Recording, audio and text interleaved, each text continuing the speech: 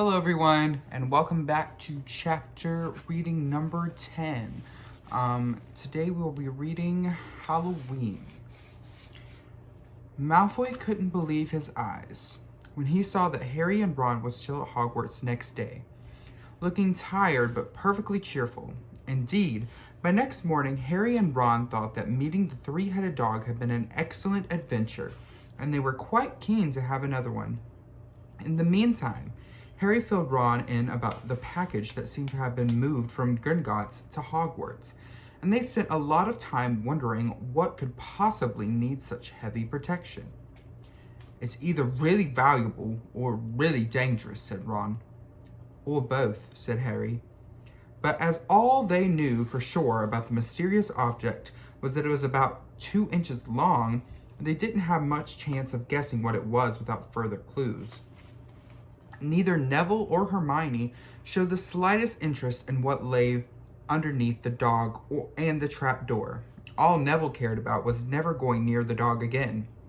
Hermione was now refusing to speak to Harry and Ron, but she was such a bossy know-it-all that they saw this as an added bonus. All they really wanted now was a way of getting back at Malfoy. And to their great delight, just such a thing arrived with the post about a week later. As the owls flooded into the great hall as usual, everyone's attention was caught at once by a long, thin package carried by six large screech owls. Harry was just as interested as everyone else to see what was in this large parcel, and was amazed when the owls soared down and dropped it right in front of him, knocking his bacon to the floor. They had hardly fluttered out of the way when another owl dropped a letter on top of the parcel. Harry ripped open the letter first, which was lucky because it said, "Do not open the parcel at the table. It contains your new Nimbus 2000. And I don't want everyone knowing you've got a broomstick, or they'll want one too. Oliver Wood will meet you tonight on the Quidditch pitch at 7 o'clock for your first training session. Professor M. McGonagall." Harry had difficulty hiding his glee as he handed the note to Ron to read. "A Nimbus 2000? Ron moaned enviously. "I've never even touched one." They left the hall quickly, wanting to unwrap the broomstick in private before their first lesson. But halfway across the entrance hall, they found the way upstairs barred by Crabbe and Goyle. Malfoy seized the package from Harry and felt it. "That's a broomstick," he said, throwing it back at Harry with a mixture of jealousy and spite on his face. "You'll be in for it this time, Potter. First years aren't allowed them." Ron couldn't resist it. "It's not any old broomstick," he said. "It's a Nimbus 2000. What did you say you've got at home, Malfoy? A Comet 260? Ron grinned at Harry. "Comets look flashy, but they're not in the same league as the Nimbus." "What would you know about it, Weasley? You couldn't afford half the handle," Malfoy snapped back. "I suppose you and your brothers have to save up twig by twig." Before Ron could answer, Professor Flitwick appeared at Malfoy's elbow. "Not arguing, I hope, boys," he squeaked. "Potter's been sent a broomstick, Professor," said Malfoy quickly. Yes, that's right," said Professor Flitwick, beaming at Harry. "Professor McGonagall told me all about the special circumstances, Potter. And what model is it?" "A Nimbus 2000, sir," said Harry, fighting not to laugh at the look of horror on Malfoy's face. "And it's really thanks to Malfoy here that I've got it," he added. Harry and Ron headed upstairs, smothering their laughter at Malfoy's obvious rage and confusion. "Well, it's true," Harry chortled as they reached the top of the marble staircase. "If he hadn't stolen Neville's Remembrall, I wouldn't be on the team." "So I suppose you think that's a reward for breaking rules?" came an angry voice from just behind them. Hermione was stomping up the stairs, looking disapprovingly at the package in Harry's hand. "I thought you weren't speaking to us," said Harry. "Yes, don't stop now," said Ron. "It's doing us so much good." Hermione marched away with her nose in the air. Harry had a lot of trouble keeping his mind on his lessons that day. It kept wandering back up to the dormitory where his new broomstick was lying under his bed, or straying off to the Quidditch pitch where he'd be learning to play that night. He bolted his dinner that evening without noticing what he was eating, and then rushed upstairs with Ron to unwrap the Nimbus 2000 at last. Wow, Ron sighed as the broomstick rolled onto Harry's bedspread. Even Harry, who knew nothing about the different brooms, thought it looked wonderful. Sleek and shiny with a mahogany handle. It had a long tail of neat straight twigs and Nimbus 2000 written in gold near the top. As 7 o'clock drew nearer, Harry left the castle and set off towards the Quidditch pitch in the dusk. He had never been inside the stadium before. Hundreds of seats were raised in the stands around the pitch so that the spectators were high enough to see what was going on. At either end of the pitch, there were 3 golden poles with hoops at the end. They reminded Harry of the little plastic sticks Muggle children blew bubbles through, except that they were 50 feet high. Too eager to fly again to wait for Wood, Harry mounted his broomstick and kicked off from the ground. What a feeling! He swooped in and out of the goalposts and then sped up and down the pitch. The Nimbus 2000 turned wherever he wanted at his lightest touch. Hey Potter, come down. Oliver Wood had arrived. He was carrying a large wooden crate under his arm. Harry landed next to him. Very nice, said Wood, his eyes glinting. I see what McGonagall meant. You really are a natural. I'm going to teach you the rules this evening. Then you'll be joining team practice 3 times a week. He opened the crate. Inside were 4 different size balls. Right, said Wood. Now Quidditch is easy enough to understand, even if it is not too easy to play. There are 7 players on each side. 3 of them are called chasers. 3 chasers, Harry repeated as Wood took out a bright red ball the size of a football. This ball is called the quaffle, said Wood. The chasers throw the quaffle to each other and try to get it through one of the hoops and score a goal. 10 points every time the quaffle goes through one of the hoops. Follow me? The chasers throw the quaffle and put it through the hoops to score, Harry recited. So that's sort of like basketball on broomsticks with 6 hoops, isn't it? What's basketball? Said Wood curiously. Never mind, said Harry quickly. Now there's another player on each side who's called the keeper. I'm keeper for Gryffindor. I have to fly around our hoops and stop the other team from scoring. 3 chasers, 1 keeper, said Harry, who was determined to remember it all. And they play with the quaffle. Okay, got that. So, what are they for? He pointed at 3 balls left inside the box. I'll show you now, said Wood. Take this. He handed Harry a small club, a bit like a rounder's bat. I'm going to show you what the bludgers do, Wood said. These 2 are the bludgers. He showed Harry 2 identical balls, jet black and slightly smaller than the red quaffle. Harry noticed that they seemed to be straining to escape the straps holding them inside the box. Stand back, Wood warned Harry, and he bent down and freed one of the bludgers. At once, the black ball rose high into the air and pelted straight at Harry's face. Harry swung at it with a bat to stop it breaking his nose and sent it zigzagging away into the air. It zoomed around their heads and then shot at Wood, who dived on top of it and managed to pin it to the ground. See? Wood panted, struggling the bludger back into the crate and strapping it down safely. The bludgers rocket around and try and knock players off their brooms. That is why 2 beaters on each team, the Weasley twins are ours, it's their job to protect their side from the bludgers and try to knock them towards the other team. So, think you've got all that? 3 chasers try and score with a quaffle. The keeper guards the goalpost. The beaters keep the bludgers away from their team, Harry reeled off. Very good, said Wood. Had the bludgers ever killed anyone? Harry asked, hoping he sounded offhand. Never at Hogwarts, but we've had a couple of broken jaws, but nothing worse than that. Now, the last member of the team is the Seeker. That's you. And you don't have to worry about the quaffle or the bludgers. Unless they crack my head open. Don't worry. The Weasleys are more than a match for the bludgers. I mean, they're a pair of human bludgers themselves.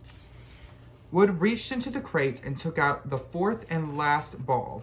Compared with the quaffle and the bludgers, it was tiny, about the size of a large walnut, and was bright gold and had little fluttering silver wings. This, said Wood, is the golden snitch, and it's the most important ball of the lot. It's very hard to catch because it's so fast and difficult to see. It is the seeker's job to catch it. You've got to weave in and out of chasers, beaters, bludgers, and quaffle to get it before the other team's seeker, because whichever seeker catches the snitch wins his team extra 150 points, so they nearly always win. That's why seekers get fouled so much. A game of Quidditch only ends when the snitch is caught, so it can go on for ages. I think the record is 3 months. They had to keep bringing on substitutes so the players could get some sleep. Well, that's it. Any questions? Harry shook his head. He understood what he had to do all right. It was doing it that was going to be the problem. We won't practice with the snitch yet, said Wood carefully, shutting it back inside the crate. It's too dark and we might lose it. Let's try you out with a few of these.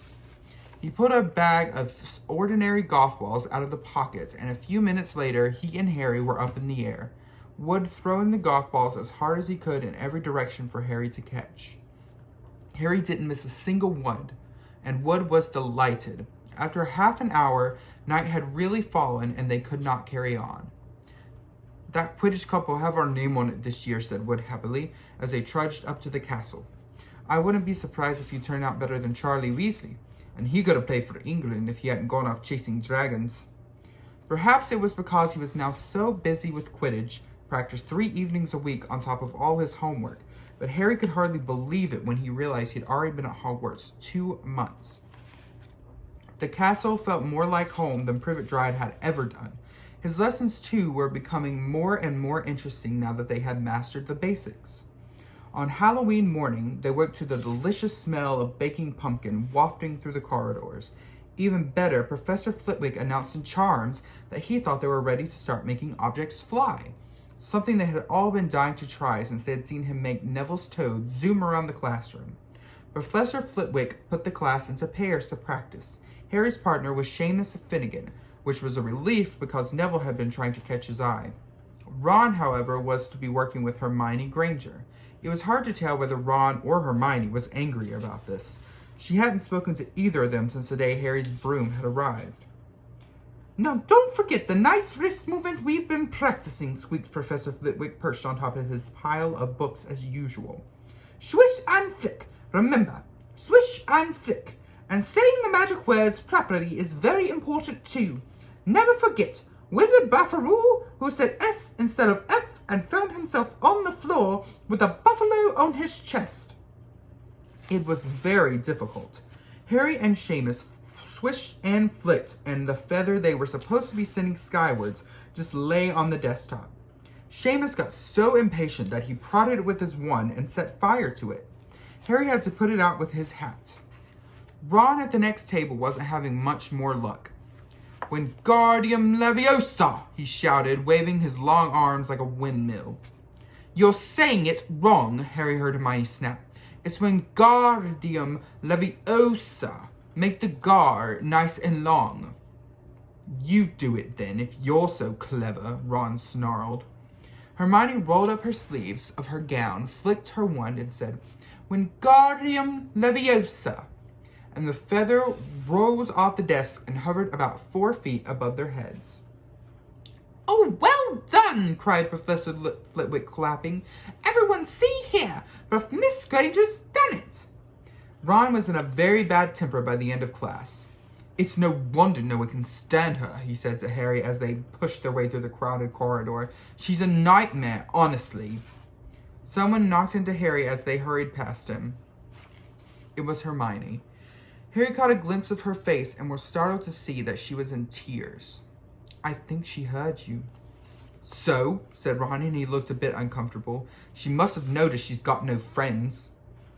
Hermione didn't turn up for the next class and wasn't seen at all afternoon. On their way down to the Great Hall for the Halloween feast, Harry and Ron overheard Parvati Patil telling her friend Lavender that Hermione was crying in the girls' toilet and wanted to be left alone. Ron looked still more awkward at this, but a moment later they had entered the Great Hall where the Halloween decorations put Hermione out of their minds.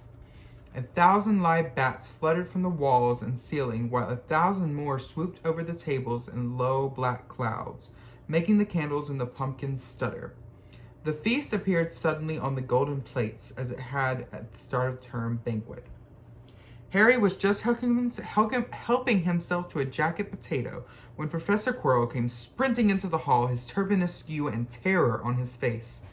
Everyone stared as he reached Professor Dumbledore's chair, slumped against the table, and gasped, "Troll! In the dungeons!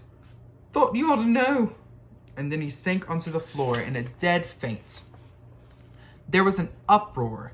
It took several purple firecrackers exploding from the end of Professor Dumbledore's wand to bring silence. "Prefects," he rumbled, "lead your houses back to the dormitories immediately." Percy was in his element. "Follow me! Stick together, first years. No need to fear the troll if you follow my orders. Stay behind me. Now, make way, first years coming through. Excuse me, I'm a prefect." "How could a troll get in?" Harry asked as they climbed the stairs. "Don't ask me. They're supposed to be really stupid," said Ron. "Maybe Peeves let it in for a Halloween joke." They passed different groups of people hurrying in different directions. As they jostled their way through a crowd of confused Hufflepuffs, Harry suddenly grabbed Ron's arms. "I've just thought, Hermione." "What about her?" "She doesn't know about the troll." Ron bit his lip. Oh, right, he snapped, "but Percy better not see us." Ducking down, they joined the Hufflepuffs going the other way, slipped down a deserted side corridor, and hurried off towards the girls' toilet. They had just turned the corner when they heard quick footsteps behind them. "Percy!" hissed Ron, pulling Harry behind a large stone griffin. Peering around it, however, they saw not Percy, but Snape. He crossed the corridor and disappeared from view. "What's he doing?" Harry whispered. "Why isn't he down in the dungeons with the rest of the teachers?" "Search me." Quietly as possible, they crept along the next corridor after Snape's fading footsteps. "He's heading for the 3rd floor," said Harry, but Ron held up his hand. "Can you smell something?" Harry sniffed, and a foul stench reached his nostrils. A mixture of old socks and a kind of public toilet no one seems to clean. And then they heard it, a low grunting and the shuffling of footfalls of gigantic feet. Ron pointed at the end of the passage to the left. Something huge was moving towards them. They shrank into the shadows and watched as it emerged into a patch of moonlight. It was a horrible sight. 12 feet tall, its skin was a dull granite gray, its great lumpy body like a boulder, with its small bald head perched on top like a coconut. It had short legs, thick as a tree trunk, with flat, horny feet. The smell coming from it was incredible. It was holding a huge wooden club which dragged along the floor because of its arms was so long. The troll stopped next to a doorway and peered inside. It waggled its long ears, making up its tiny mind, then slouched slowly into the room. "The key's in the lock," Harry muttered. "We could lock it in." "Good idea," said Ron nervously. They edged towards the open door, mouths dry, praying the troll wasn't about to come out of it. With one great leap, Harry managed to grab the key, slam the door, and lock it. Yes! Flushed with their victory, they started to run back up the passage, but as they reached the corner, they heard something that made their hearts stop. A high, petrified scream, and it was coming from the chamber they had just chained up. "Oh no," said Ron, as pale as the Bloody Baron. "It's the girls' toilet," Harry gasped. "Hermione," they said together. It was the last thing they wanted to do, but what choice did they have? Wheeling around, they sprinted back to the door and turned the key, fumbling in their panic. Harry pulled the door open. They ran inside. Hermione Granger was shrinking against the wall opposite, looking as if she was about to faint. The troll was advancing on her, knocking the sinks off the walls as it went. "Confuse it!" Harry said desperately to Ron, and seizing a tap, he threw it as hard as he could against the wall. The troll stopped a few feet from Hermione. It lumbered around, blinking stupidly to see what had made the noise. Its mean little eyes saw Harry. It hesitated, then made its way for him instead, lifting its club as it went. "Oi! Pea-brain!" yelled Ron from the other side of the chamber, and he threw a metal pipe at it. The troll didn't even seem to notice the pipe hitting its shoulder, but it heard the yell and paused again, turning its ugly snout towards Ron instead, giving Harry time to run around it. "Come on! Run! Run!" Harry yelled at Hermione, trying to pull her towards the door. But she couldn't move. She was still flat against the wall, her mouth open with terror. The shouting and the echoes seemed to be driving the troll berserk. It roared again and started towards Ron, who was nearest and had no way to escape. Harry then did something that was both very brave and very stupid. He took a great running jump and managed to fasten his arms around the troll's neck from behind. The troll couldn't feel Harry hanging there, but even a troll will notice if you stick a long bit of wood up its nose, and Harry's wand had still been in his hand when he had jumped. It had gone straight up one of the troll's nostrils. Howling with pain, the troll twisted and flailed its club with Harry clinging on for dear life. Any second, the troll was going to rip him off or catch him in a terrible blow with the club. Hermione had shrunk to the floor in fright. Ron pulled out his own wand, not knowing what he was going to do. He heard himself cry the first spell that came into his head, "Wingardium Leviosa!" And the club flew suddenly out of the troll's hands, rose high, high up into the air, turned slowly over, and dropped with a sickening crack onto its owner's head.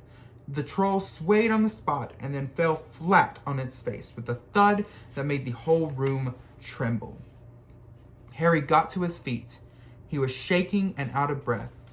Ron was standing there with his wand still raised, staring at what he had done. It was Hermione who spoke first. "Is it dead?" "I don't think so," said Harry. "I think it's just been knocked out." He bent down and pulled his wand out of the troll's nose. It was covered in what looked like a lumpy gray glue. Ugh, troll bogies. He wiped it on the troll's trousers. A sudden slamming and loud footsteps made the three of them look up. They hadn't realized what a racket they had been making, but of course someone downstairs must have heard the crashes and the troll's roars. A moment later, Professor McGonagall came bursting into the room, closely followed by Snape, with Quirrell bringing up the rear. Quirrell took one look at the troll, let out a faint whimper, and sat quickly down on a toilet, clutching his heart. Snape bent over the troll. Professor McGonagall was looking at Ron and Harry. Harry had never seen her look so angry. Her lips were white. Hopes of winning 50 points for Gryffindor faded quickly from Harry's mind. "What on earth were you thinking of?" said Professor McGonagall with cold fury in her voice. Harry looked at Ron, who was still standing with his wand in the air. "You're lucky you weren't killed. Why weren't you in your dormitory?" Snape gave Harry a swift, piercing look. Harry looked at the floor. He wished Ron would put his wand down. There was a small voice came out of the shadows. "Please, Professor McGonagall, they were looking for me." "Miss Granger!" Hermione had managed to get to her feet at last.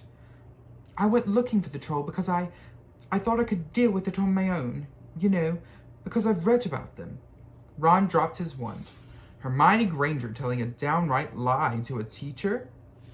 "If they hadn't found me, I'd be dead now. Harry stuck his wand up its nose, and Ron knocked it out with his own club.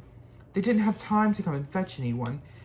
It was about to finish me off when they arrived." Harry and Ron tried to look as though this story wasn't new to them. "Well, in this case," said Professor McGonagall, staring at the three of them, "Miss Granger, you foolish girl. How could you think of tackling a mountain troll on your own?" Hermione hung her head. Harry was speechless. Hermione was the last person to do anything against the rules, and here she was pretending she had to get them out of trouble. It was as if Snape had started handing out sweets. "Miss Granger, 5 points will be taken from Gryffindor for this," said Professor McGonagall. "I am very disappointed in you. If you are not hurt at all, you better hurry off to Gryffindor Tower. Students are finishing the feast in their houses." Hermione left. Professor McGonagall turned to Harry and Ron. "Well, I still say you're lucky, but not many first years could have taken on a fully grown mountain troll. You each win Gryffindor 5 points. Professor Dumbledore will be informed of this. You may go. They hurried out of the chamber and didn't speak at all until they climbed 2 floors up. It was a relief to be away from the smell of the troll, quite apart from anything else. We should have gotten more than 10 points, Ron grumbled. 5, you mean, once she's taken off Hermione's. Good of her to get us out of trouble like that, Ron admitted. Mind you, we did save her. She might not have needed saving if we hadn't locked it in with her, Harry reminded him. They had reached the portrait of the fat lady. Pig snout, they said, and entered. The common room was packed and noisy. Everyone was eating the food that had been sent up. Hermione, however, stood alone by the door waiting for them. There was a very embarrassed pause, then none of them looking at each other. They all said thanks and hurried off to get plates. From that moment on, Hermione Granger became their friends. There are some things you can't share without ending up liking each other, and knocking out a 12-foot mountain troll is one of them. End of chapter. So that is another one of my favorite chapters of this book, because if you can't tell, Hermione Granger is my favorite character. I think I said that last time, but I love her, and I love when they finally become friends. And it's such an, I know, a weird way to say, organic way for them to become friends, because she is a bossy know-it-all, and it's hard for most, I guess, kids that age to deal with someone who thinks they know everything. And I just think she wrote it in such a beautiful way. And yes, so now the book will be better now that Hermione is part of the group. But I will see you guys tomorrow for chapter 11. Oh, on 11 already. Chapter 11 will be tomorrow. All right, have a good one.